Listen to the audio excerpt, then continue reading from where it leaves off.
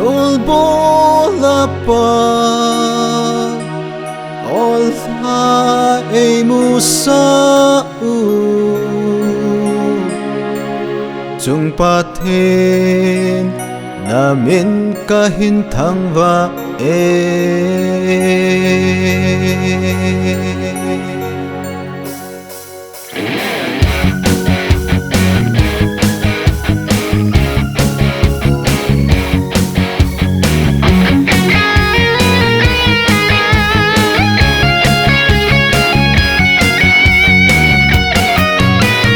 Vannoi kolning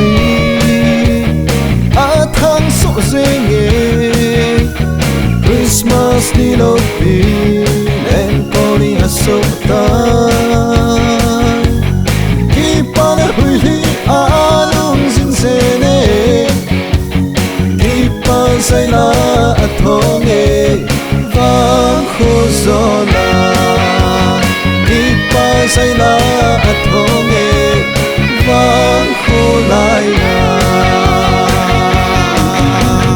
Hungun lemcheh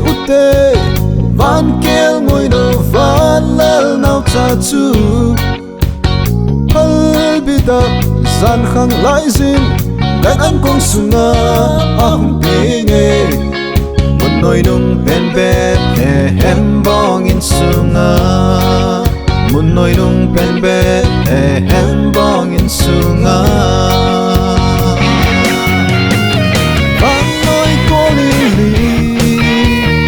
athang jenge Christmas niloupi kolni asoh Kipana huilhi anung jenge Kipa jaila athonge vangkhojola Kipa jaila athonge vangkholaiya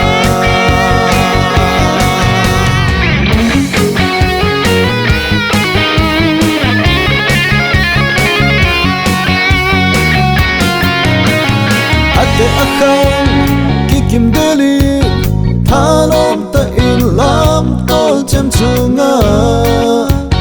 lam pumin khut be bengin gibang ki khen sa te hozang bol bang vei khom na din kolni asoh bol bang vei khom na din kolni asoh kita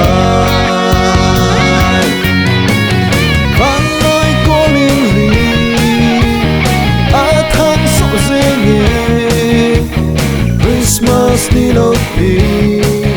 kolni asoh Kipana huilhi anung jenge Kipa jaila athonge